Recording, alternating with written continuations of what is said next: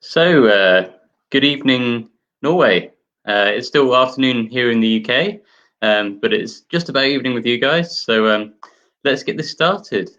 Welcome. Thank you for joining me for our first ever collaborative event between Lallemand and Olbrygging.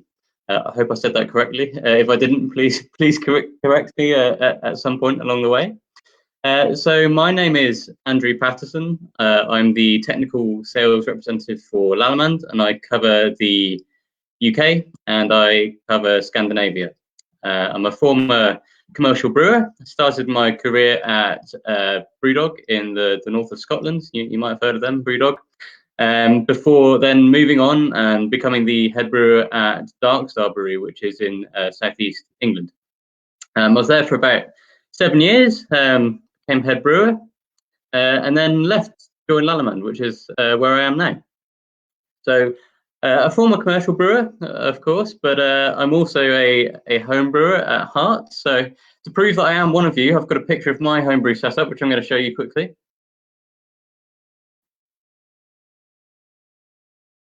There you go. I live in a little flat, and therefore I don't have much room for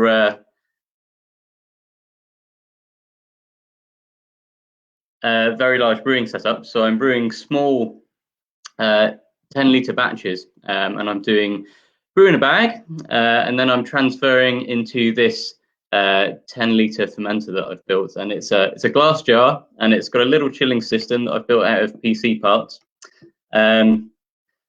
and it keeps the temperature nice and cold, and it does good, consistent, clean fermentations. So that's me. That's what I do for my home brewing. But I digress. This session is going to be a question and answer session. So it's going to be questions and answers on the use of dried yeast for homebrewers. And I've got a list of pre-prepared questions, so I'm going to go over those first. And then once I've gone over those questions, I'll open the floor and let you guys ask me some questions as well. Please, in English, because my Norwegian is completely absent. So apologies for that, but if the questions could be in English, that would be fantastic.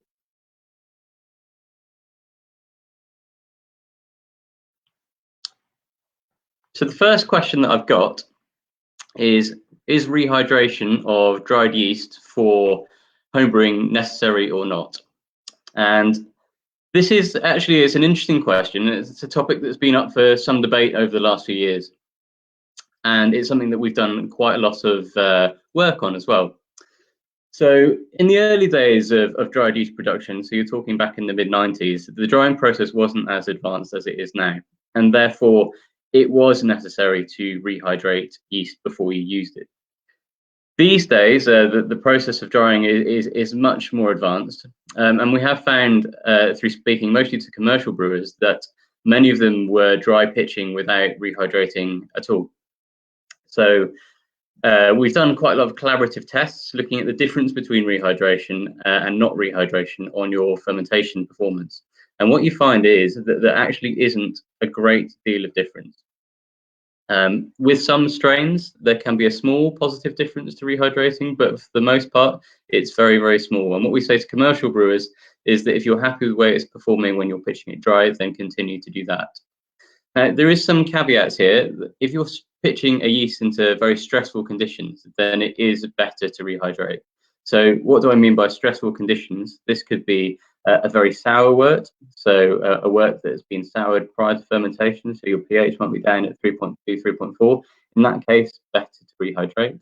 And also if you're doing very, very strong wort, so if you're going to be pitching into an imperial stout or something like that, then you would use rehydration. And we do have a best practice procedure for this. So if anybody does need the rehydration procedure, then please get in contact with Olbrygging, and I can send them the procedure and they can send it through to you. So the next question I've got on my pre-prepared list is temperature and how does it impact fermentation performance? Now, this is it's quite a big question, really. And I've got some diagrams for you to kind of illustrate what's going on. So the first one I'll bring up now Now this is quite a complicated diagram, and you definitely don't need to know everything that's going on in this diagram. But this is yeast metabolism, basically. So it's a graphical representation of yeast metabolism. And all the chemicals around the edge that are being excreted into the wort are flavor active. So these are chemicals that are going to be giving you flavors within your beer. And most of these chemicals are the product of enzyme-based chemical reactions. And so if you were to up the temperature, you up your chemical reaction and you get more flavor production. So just looking around the edge of this cell, you've got glycerol. Now glycerol is something that's going to give you good mouthfeel. Ethanol, as I'm sure you're aware, is alcohol. So that's just your alcohol. Acetaldehyde, and that's a flavor that gives you green apples as a flavor. So it's kind of a, it's not a very nice flavor, and it's usually described as green apples or green beer. Fatty acids. Are we having problems with the stream? Can nobody see the diagram? Blank screen. Okay, let me see if I can work this out for you. Right, can you see my face? Give me feedback.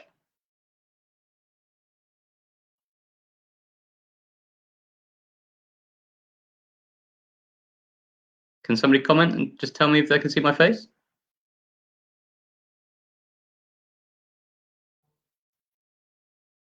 No diagram. Okay, let's see what I can do.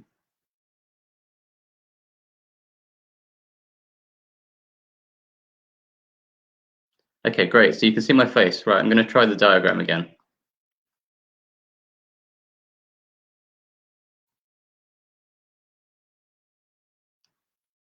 Right, the diagram should now be back up. If somebody can tell me if they can see the diagram, that'd be fantastic.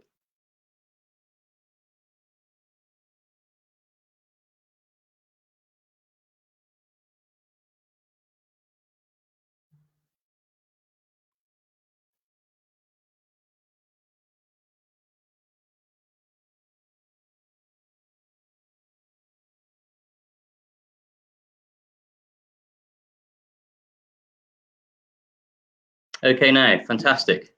Great, so you can see the diagram now. Now, I think I got as far as esters. So esters are the chemicals that give you really fruity flavors within beer. So I'm talking bananas, I'm talking apples, pineapples, also nail varnish remover. Now that's esters.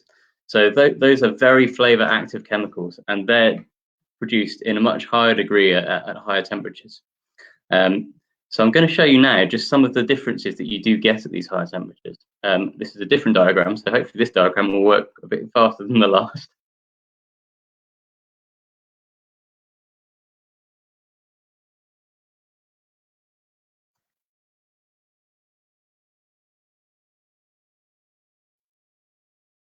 Right, so I have a new diagram up now.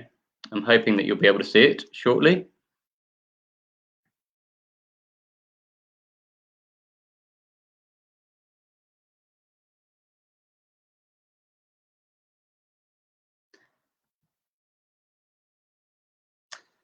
Now, this diagram is a study that we did looking at different pitching rates and different temperatures on the levels of ester production within a brewery fermentation.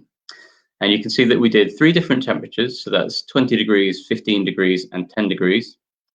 We did 3 different wort strengths. So we've got a regular wort down on the left-hand side of the diagram, a 16 Plato wort on the middle of the diagram, and then an adjunct wort on the right-hand side. We also did 3 different levels of yeast pitch as well. So we did 1 gram per litre, 0.5 grams per litre of yeast in the fermentation.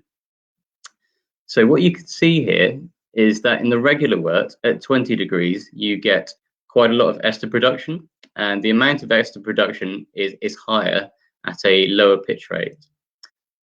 Then at a cooler temperature, sorry.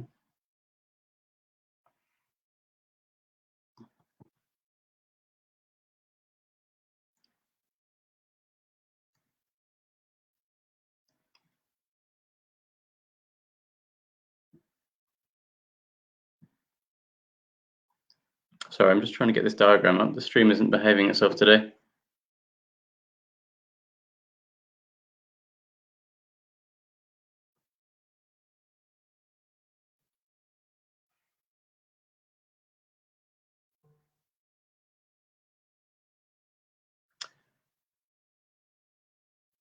So at the cooler temperature of 15 degrees, you can see that you get much less ester production. And then if you go down to 10 degrees, you get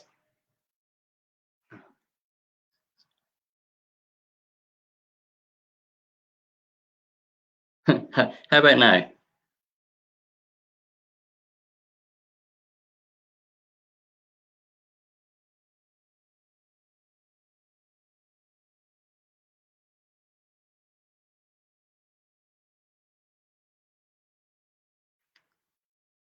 It's funny because on a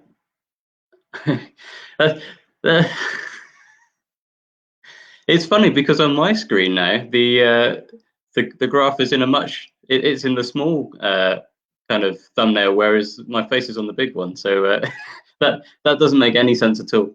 But I'm glad that you can all see it now. That's good to hear. So it's much harder for me to describe now because I can barely see it. But what you see is the two left-hand columns is the high temperature fermentation, and that's the ester levels at the high temperature. Then in the greens, you've got the ester levels at the medium temperature, so at 15 degrees. And then on the blues, you've got fermentation at 10 degrees. So you can see that the ester production is much, much lower at the cooler temperatures.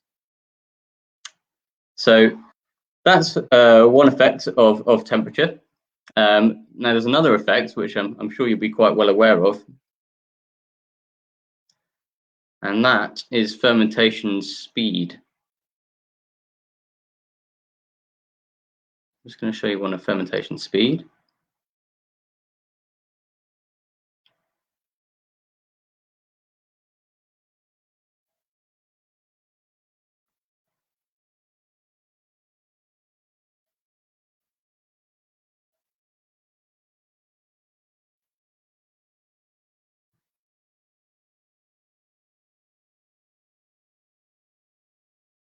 There's my fermentation speed. Here it is.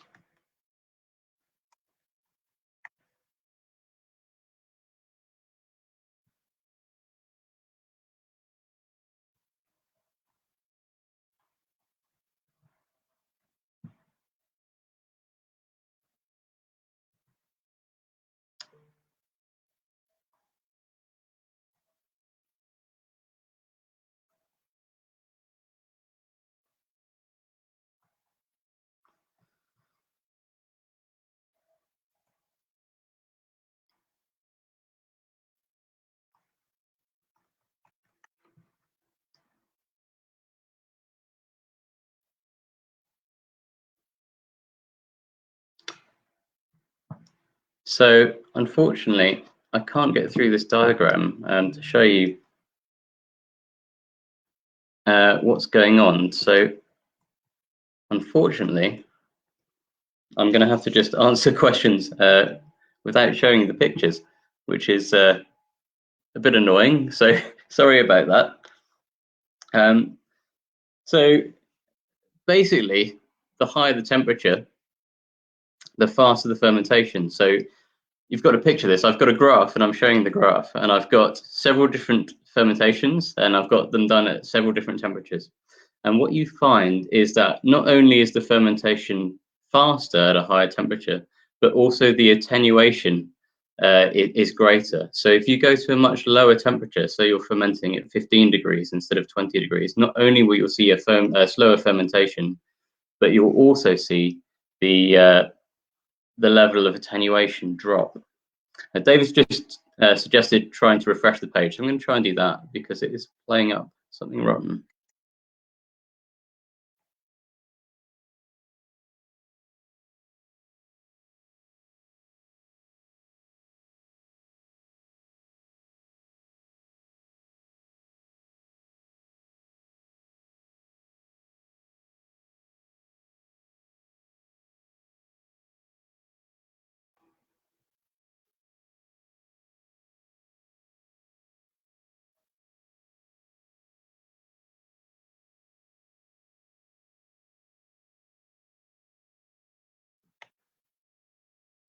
So let's see if this works any better.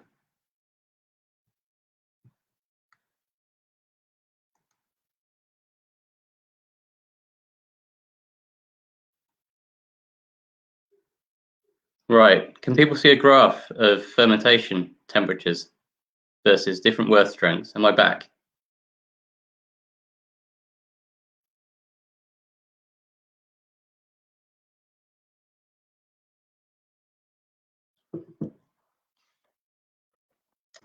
So this just illustrates how fermentation is affected at different temperatures. So on the left-hand side of the graph is small again. On the left-hand side of the graph, we have fermentations done at 20 degrees. And then we have fermentations done at 15 degrees. And then we have fermentations done at 10 degrees. And you can see the fermentations done at 20 degrees complete in good time.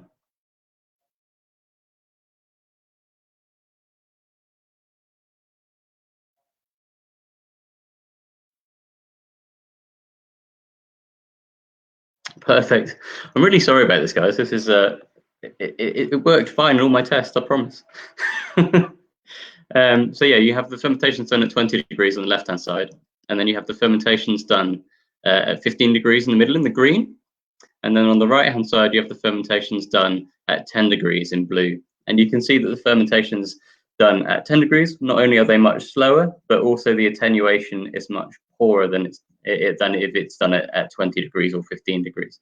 So just an idea of how fermentation can impact, temperature can impact your fermentation.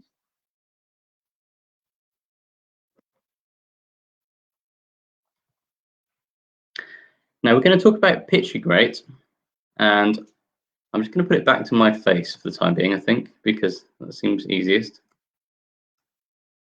So pitching rate is it's an interesting subject, and in dried yeast, what we tend to recommend is between 0.5 and 1 gram per hectolitre.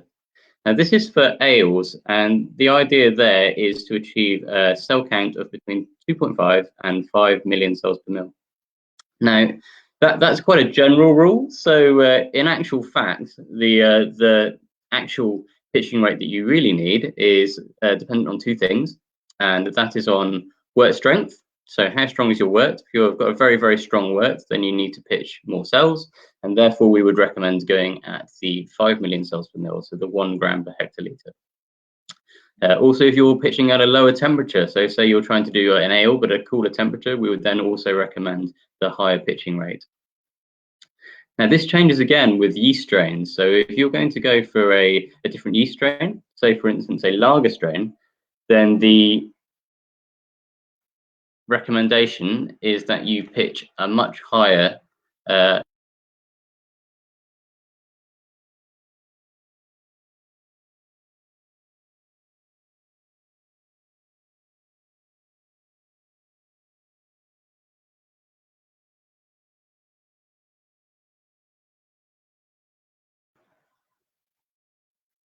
So the recommendation for lager yeast is actually a great deal higher than that for ales. So for lager yeast, we recommend 1 to 2 grams per litre.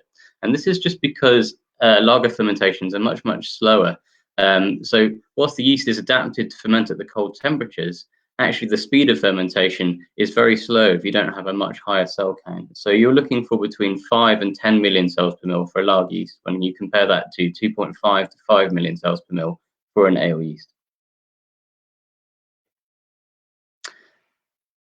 Now, next I have a question. Is it a myth that you should not use slurry from a fermentation that was pitched with dry yeast? And the answer to this is yes, it is a myth these days. Back in the days of early dried yeast, before the drying technology was as good as it is now, the yeast wasn't as clean as it is now. So these days, you can use a dried yeast and you can repitch it for multiple generations. For instance, I have a friend of mine who runs a commercial lager brewery, and he uses our diamond lager yeast, and he will use it for 6 generations before he does a fresh pitch with dried yeast. So yes, absolutely, you can do that. I've got another prepared question here from somebody who sent it in.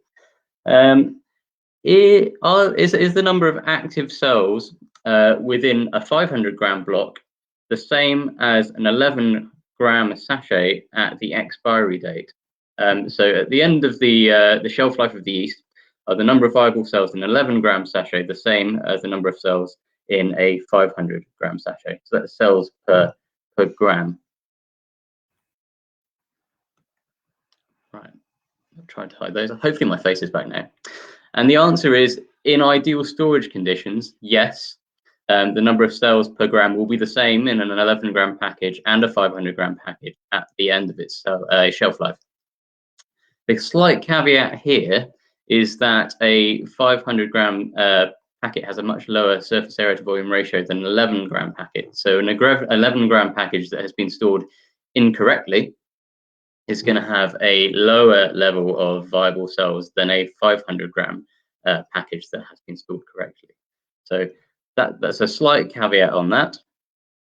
But if they're stored correctly, they should both have the same number of viable cells in them at the end of their shelf lives. Now I've got another question here. I think we're just going to leave the diagrams because they don't seem to be working. I'm just going to go through questions that I've got, and then you can ask them at the end. So number 3, oxygen demand for dried yeast, is it different to wet yeast? Now the answer here is yes. So dried yeast, when you've got it, when it's fresh, when it's dry, you pitch it into your fermentation and you don't need any oxygen in there at all.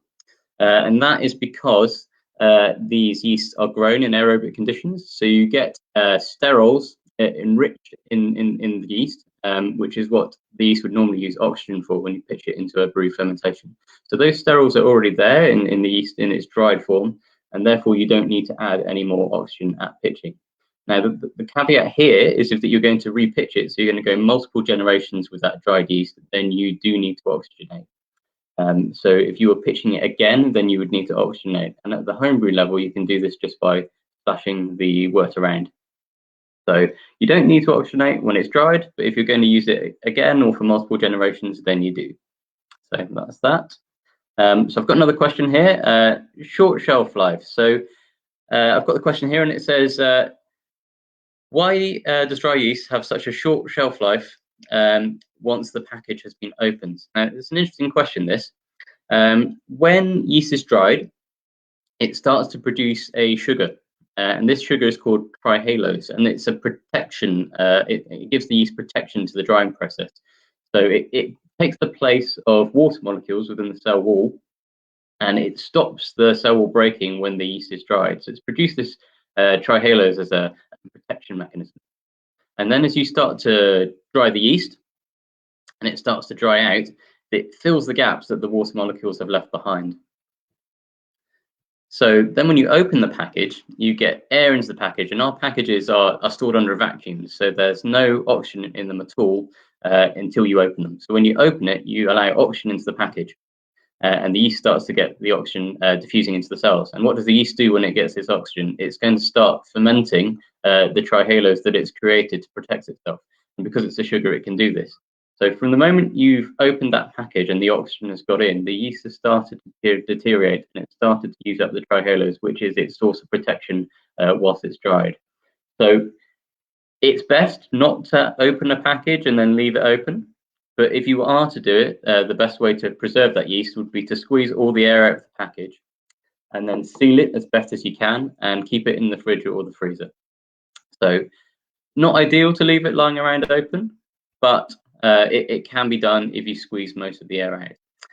So that's the prepared questions I've got. I'm really sorry that it's been a little bit painful on the presentation front up to now, but I'm going to open the floor up and you can ask me some of your questions and I'll get them through on text.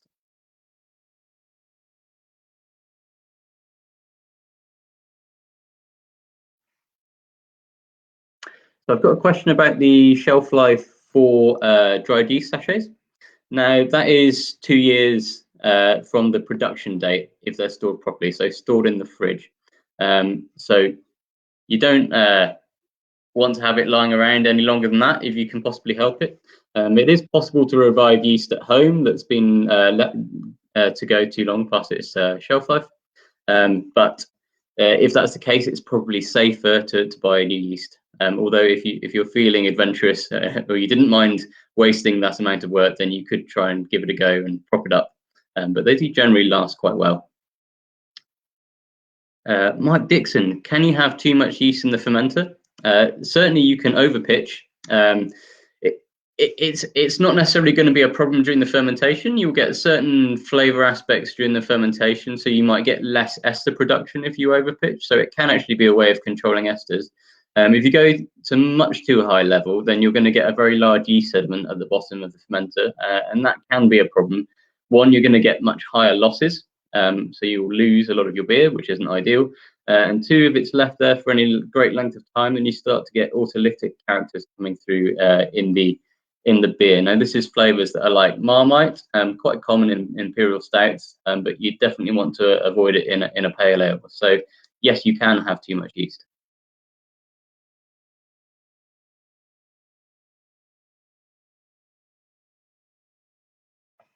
Got one from Jan. Does fresh yeast give better results than dried yeast? And if not, why bother to use fresh yeast at all? I think that question's a bit of a gift for somebody that sells dried yeast, I have to say. So dried yeast, it has its advantages. You know, it has a very, very long shelf life, so you can keep it for long periods of time. It's also much more stable, so it's much less likely to go bad in the package because it's not liquid, it's dried, and it's not actively metabolizing. So does it give better results? No. Does it give the same results? Yes. So you can achieve the same results using dried yeast as you can with wet.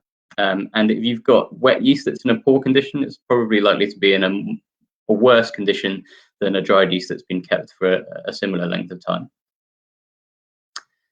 Is yeast nutrient needed with dry yeast? So yeast nutrient's an interesting one, but thanks for the question.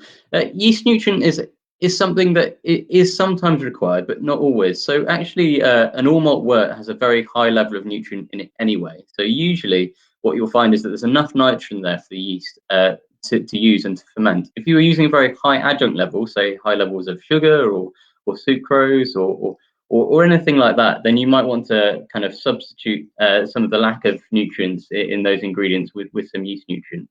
I think something else to mention here is that worts tend to be quite deficient in zinc. Now, zinc is an enzyme which is, an enzyme. It's a metal which is used within enzymes within the yeast cell. Specifically, it's used within the reactions that produce alcohol. So if you're producing a very high gravity wort and you're producing high alcohol beers, then it's quite a good idea to supplement that wort with zinc. So you can use a nutrient that includes zinc in its makeup. So one of those might be Cervomyces, which is one that we do.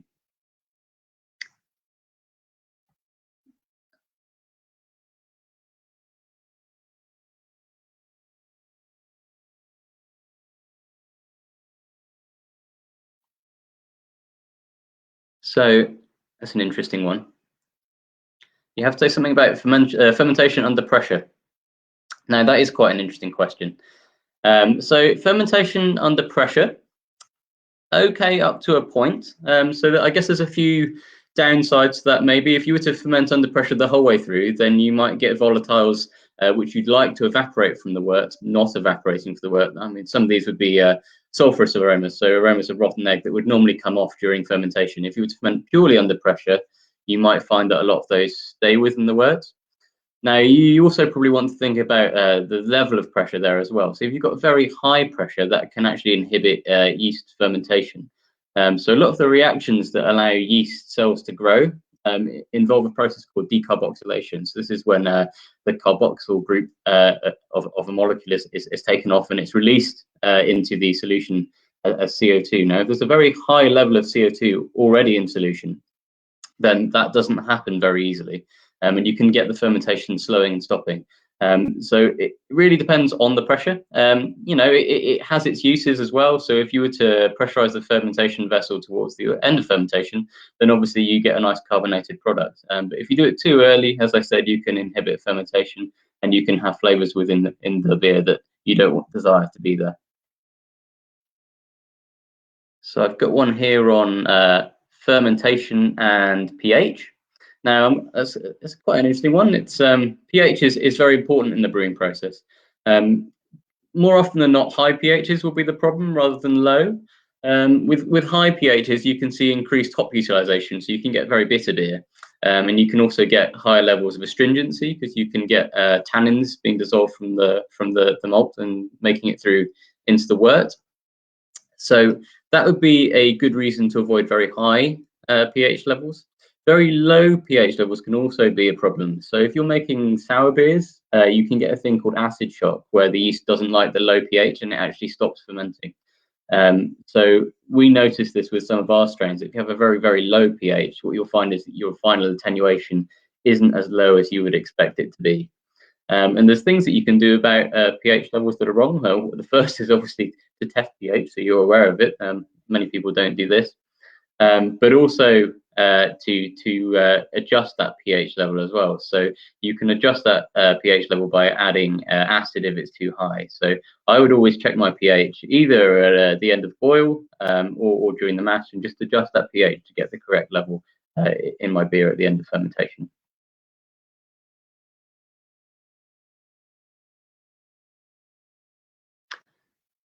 Next question, how long can I store yeast in a refrigerator after washing it following a brew?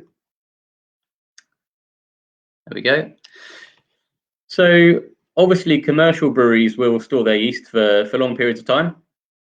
Say long periods of time, that's not true at all, ignore me. They will store it for about a week. So from the moment that wet yeast is washed and it's taken and it's placed into the fridge, you really want to use it as quick as possible. So I would suggest between 7 and 14 days, any longer than that, and you're really, really pushing it. Washing it will help, obviously, because it reduces the alcohol level within the fermentation. Keeping it agitated can help as well. So if you get it, it's very insulating yeast. So if you have it layering, then you can get hot spots and you can get the yeast starting to break down. So best to use it as quickly as possible. I wouldn't go longer than 2 weeks, and I'd ideally use it within a week. So thanks for that question.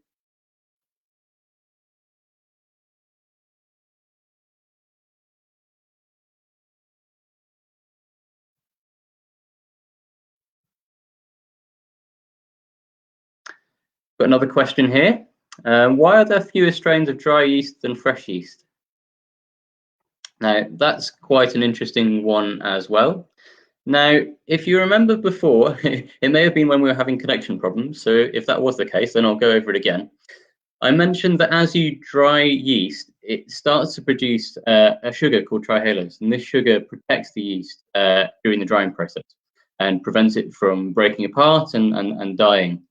Now, some yeasts are better at producing this trihalose compound than others, and therefore they dry better. So what we find is that some yeasts just don't produce enough of it and therefore can't be successfully dried and kept in package for any great length of time. So that is the reason why there are less dried yeasts than there are wet, because we have to do trials with them and make sure that they dry well before we can launch them. Good question. Can you confirm that no extra oxygen is necessary? Yes. As I said earlier, this is certainly the case. So if you're pitching dried yeast, you do not need to add oxygen to your wort. You only need to add oxygen to your wort if you're reusing that yeast. And I do know people that have actually had problems from oxygenating dried yeast because they get overgrowth, so they get over foaming, and you get your fermentation overflowing. So it's best not to oxygenate dried yeast if you can help it.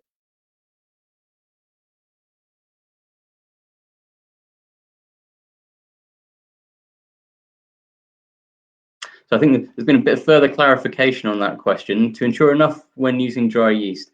So I think you might be getting at how you can use oxygen to maybe increase your cell concentration. And that's an interesting point as well. So if you're doing a very, very high alcohol fermentation, so you're starting maybe above 80 SG, then yes, you could use a little bit of oxygen just to give that yeast a bit of a boost to help that fermentation along. But under normal conditions and in a normal brew, you don't need to oxygenate dried yeast at the start of fermentation.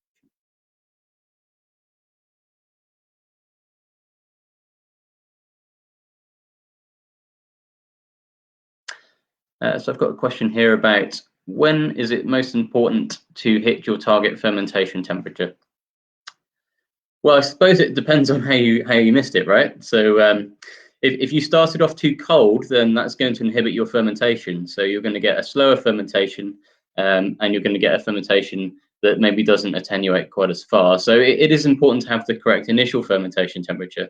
It's also important not to have a fermentation that's too warm at the start of fermentation, because this is the point at which the yeast is really growing, and this is also the point at which it's going to be producing a lot of esters and a lot of flavor active components. So towards the end of fermentation, if it rises a bit as the fermentation slows down, that isn't a great problem. So long as you're not talking crazy, a few degrees is fine, but if you're going really, really high, that's going to be a problem. And many people will allow that fermentation to rise towards the end of fermentation just to give you a quicker diacetyl rest. So it's important to hit the correct fermentation temperatures the whole way through, but it will be less of a problem towards the end, and it can be useful to raise the temperature towards the end as well.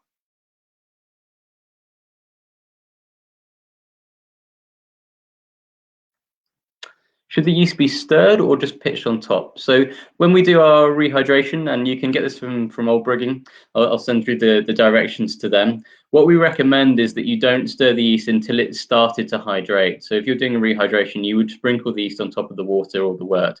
You would then allow it to rest for a time, and then you would stir it. So you don't need to stir it straight away.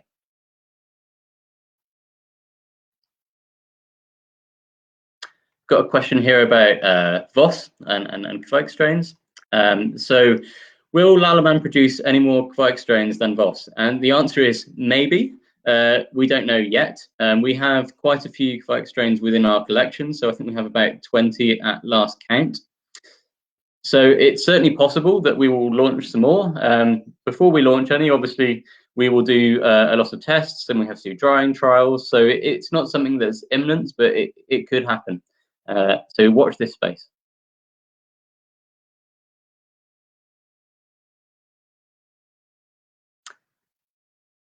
Any problems with dry hopping during fermentation? Now, this is just me. my preference is to dry hop post fermentation.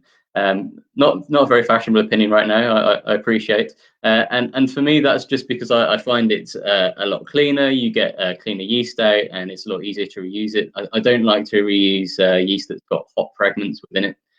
So my personal preference is to dry hop post fermentation after the yeast has been taken out. And I think this could cause a problem with repitching that yeast. If you're going to repitch yeast from the bottom of a fermentation that has lots of hops in it, hops aren't sold as sterile products.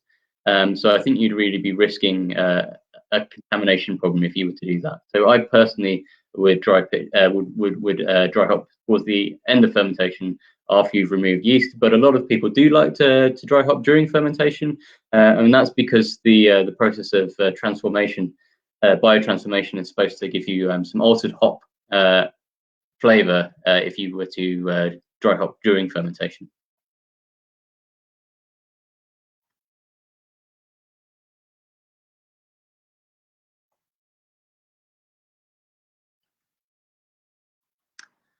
Do I not recommend buying 500-gram bags to split them down into, for example, 25-gram bags?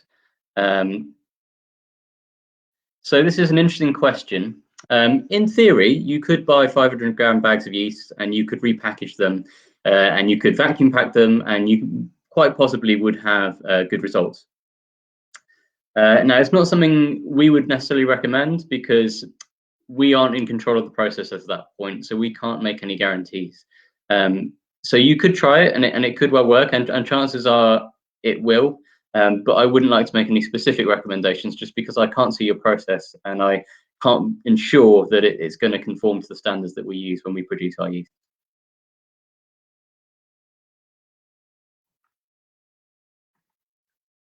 We've got a question here from Robert. When would I use cold crash? So I'm assuming that you're talking about crashing the beer at the end of fermentation to aid yeast flocculation and start dropping precipitates out of your beer. I would always wait until I'm sure that I've got my final attenuation. So I would wait until my gravity hadn't moved for at least 2 days, and then I would start to chill. I think if you were to do it earlier than that, you're starting to risk potential bottle explosions or continued fermentation within a bottle. So I would always wait until I had 2 to 3 days of no movement on the gravity reading before I would cold crash.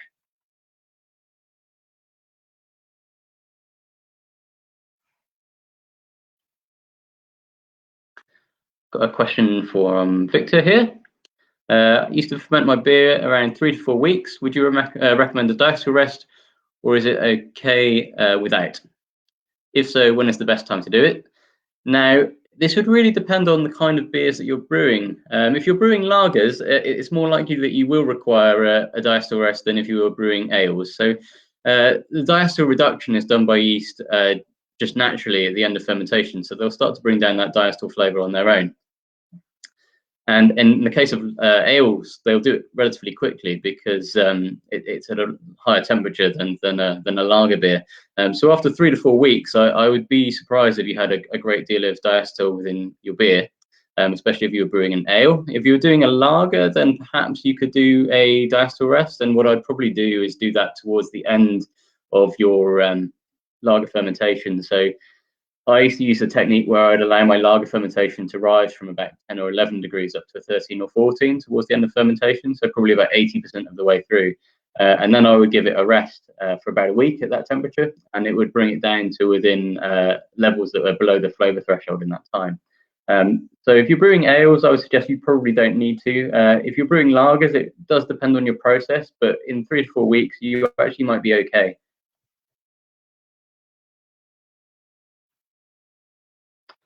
Got a question here. Are you going to make a dried version of the Conan strain? Good question. I can neither confirm nor deny. No, actually, we are looking at a yeast which is similar to the Conan strain, and with luck, we'll launch it later this year. So it's kind of a Conan London Ale 3 type of yeast, and we are hoping to launch it later this year, hopefully in the summer. So yes, we're going to do that.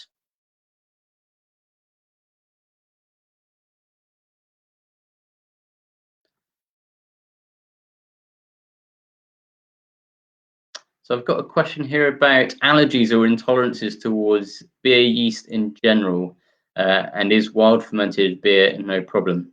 It's not something I can say that I've heard before. It may be that you have.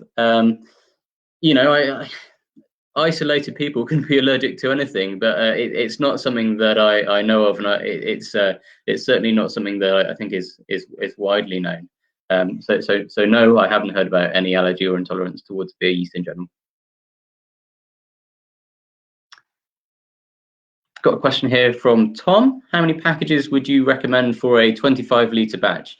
Now, Tom, this would depend on the strength of the wort and the temperature at which you were brewing. So if you were going at a colder temperature, you might require more packages. And if you're going at a higher gravity, you might require a high number of packages. So it will normally be between 1 or 2 packs for a 25-litre brew. If you really want to find out, you can look on our website, and we have a pitching rate calculator which you can use to work out the correct number of packages for your brew.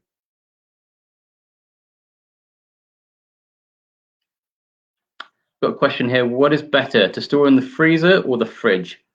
My preference is actually for the fridge, because if you've got a freezer that goes very low, you never know if it might cause some damage, and the yeast will be perfectly fine for the shelf life that's printed on the package in the fridge. So I would go with the fridge rather than the freezer myself.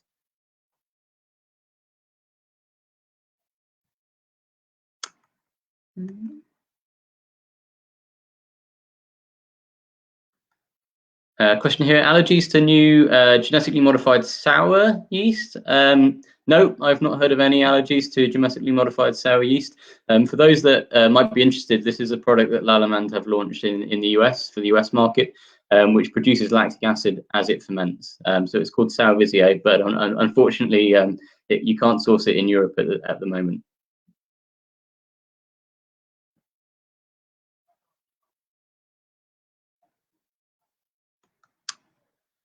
Yeah, and I think you're asking me here, can you use different strains of dry yeast in the same fermentation? And the answer is yes, and many people do. So you can use different strains of yeast together to get different results. So one of the ones that I see very commonly in commercial breweries is to use a unflocculent yeast in collaboration with a very flocculent yeast. So for instance, our Windsor yeast doesn't tend to drop out of fermentations very easily. So some people will do a fermentation and they'll add some of our American ale yeast at the same time, and that will just improve the flocculation characteristics of that strain. So yes, that can be done.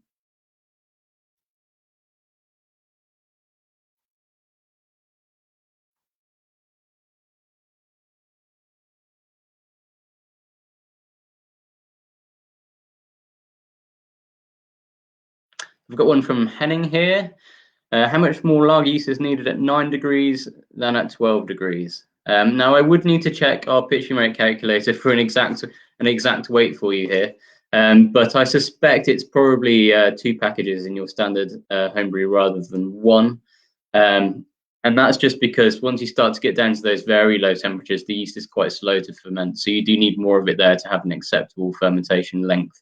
So I'd probably suggest you'd need to use slightly more than 1 package in that situation.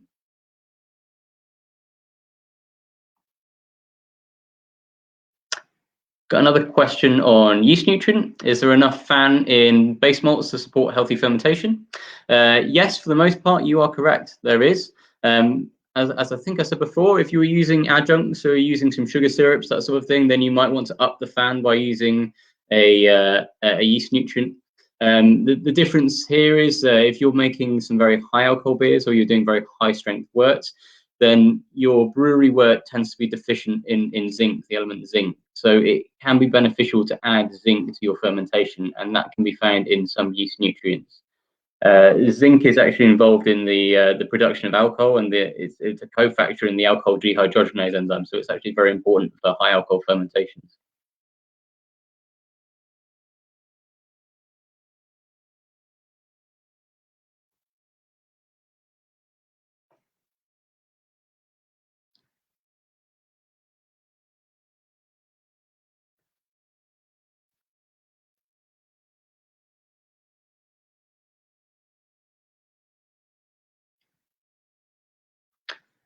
I've got a question here from Jan about pack sizes. Would it be better to have larger pack sizes than the 11 grams? So the 11 grams is aimed at kind of normal wort strengths for ales. So you're talking kind of, somewhere in the region of 40 OG. So that would be the correct amount of yeast. It's certainly, something that we could look at in the future. So larger sachets for lagers and stronger beers. So thank you for that question.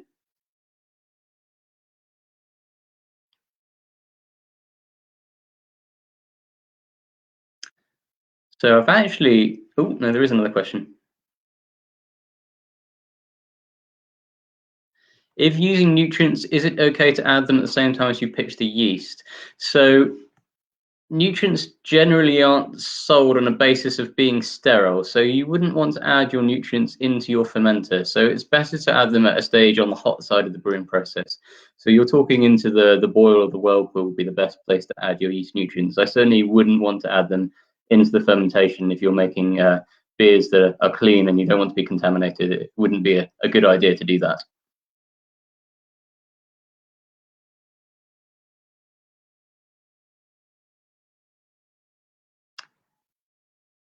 So I'm coming to the end of my list of questions here. Now I'm not going to go away yet, so feel free to keep asking if you have any. But if not, I'll probably start winding down. Oh, we've got another one. What about nutrients for making meads and ciders? Now that is a good question. So mead and cider is obviously it's a very different must makeup to what a brewery wort would be. It has very low levels of nutrients.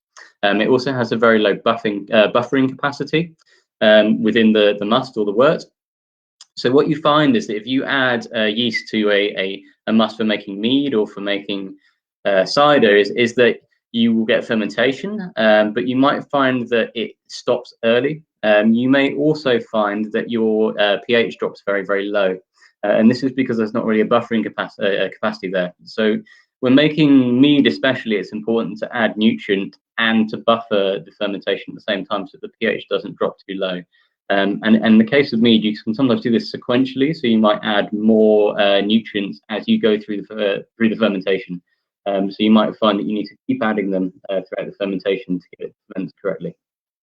Cider, similarly, there's a very low nitrogen level within cider, so you'll find you get much slower fermentations, and if you want to get a fast, quick fermentation, then you will need to supplement it with nitrogen.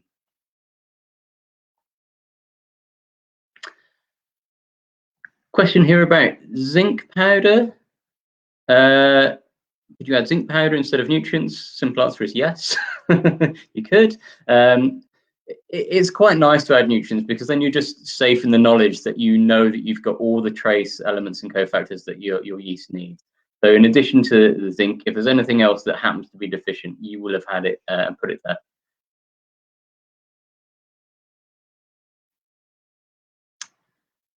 Sugars, like normal white sugar or honey, when is the best time to add it in the fermentation? I would say during active fermentation, so when the fermentation's at its fastest.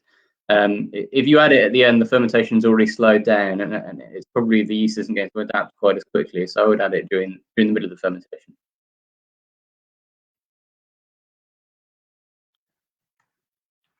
One for David here. Has Lallemand ever considered producing multiple strain yeast products? And the answer is yes. We've spoken about it a lot, but we've never actually gone as far as producing a product. So, we were talking before about producing yeast that you can use in co-fermentation. So one might improve the flocculation of the other, or it might improve the alcohol tolerance of the other. And it is feasible, I suppose, that you could package two separate yeasts together. We just haven't done it. But that's not to say it's not something that we could do in the future, and I don't think there's any technical reason why it couldn't be done.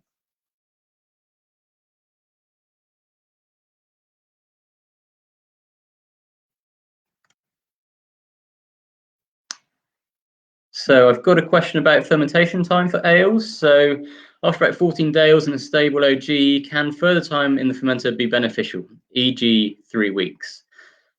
So it really depends what you're trying to achieve. Anything with brewing is a means to an end. So the longer you leave it in that fermenter, if it's on yeast, then it's going to start autolyzing if you leave it too long, and you're going to start to get marmite and meaty flavors within it, which you don't really want. In a commercial setting, you could do a secondary fermentation. You could start to naturally carbonate the beer in that time, and you could start to drop particulate out of it, so you could get it much brighter. But there isn't a great deal of benefit if your flavour is where you want it to be at 2 weeks in leaving it any longer. You may find that you get a slightly brighter beer, but there's not actually a need. If you're happy with the brightness at 2 weeks, I would say package at 2 weeks. I don't think there's anything to be gained from leaving it any longer.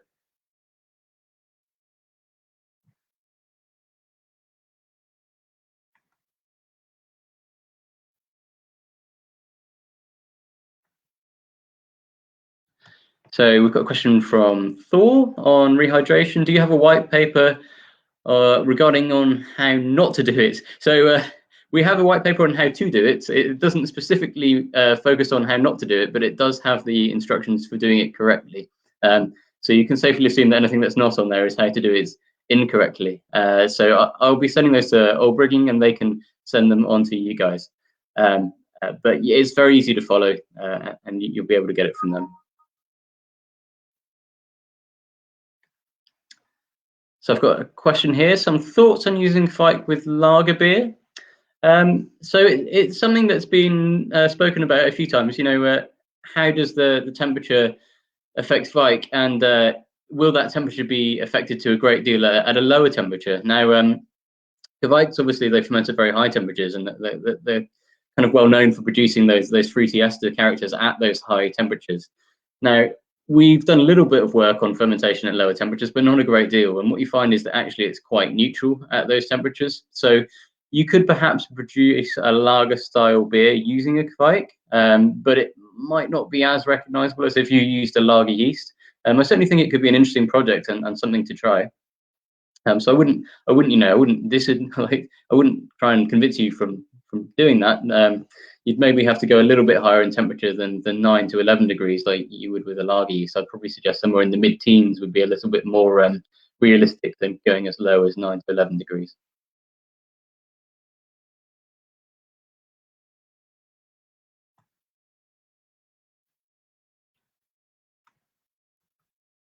Got a question about producing solvency flavors above 21 degrees, specifically this time with the Abbey yeast. So all yeasts will produce more higher alcohols at higher temperatures. So some of those can give a solvency flavor. At the same time, some esters can give a solvency flavor as well, particularly ethyl acetates, which is sometimes kind of likened to nail varnish remover. So all yeast will produce these flavors to a greater degree as you start to go up to higher temperatures. So it shouldn't just be limited to the Abbey. All yeasts will do that. You can control it by going to fermenting at a lower temperature. I'd probably advise that you do that if you're having trouble with those flavors. Do Kveik strains stall under pressurized fermentation conditions?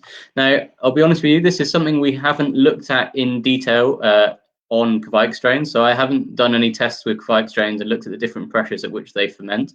But all yeast strains don't like very, very high pressures. So if you're having a very, very high pressure, the reason that the yeast would stop fermenting or start to slow down is because you have a very high concentration of carbon dioxide within your wort. So it's very fizzy, effectively. And no yeast will like that. So Kveik strains, they tend to be Saccharomyces cerevisiae, much like all ale strains. So I would suspect that they don't like it in a similar fashion to our regular ale strains. So I wouldn't recommend fermenting at very high pressures. Low pressures, absolutely fine, but very high pressures are going to cause problems.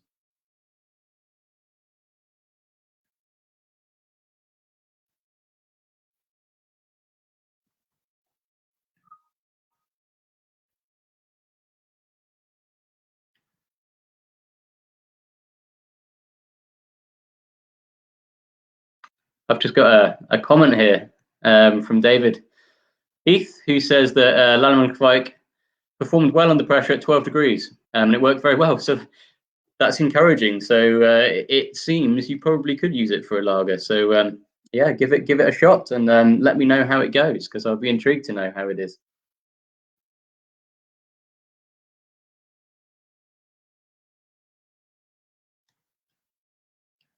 So I've got a question here from Brian. So this isn't something that we've actually looked at in detail, I think, as I said before. So we don't have any strains that we've documented how they ferment at different levels of pressure. But no yeast strain likes really, really high pressure when you ferment. So if you're fermenting up above, bar and a half, that's going to be too high, and you're going to get yeast stalling or yeast not fermenting as well as it should. So I would always suggest, you can ferment under pressure, but keep it to what you need for getting the right level of carbonation, and don't go much higher than that, because it's not beneficial to the yeast, and it isn't going to be beneficial for your fermentation.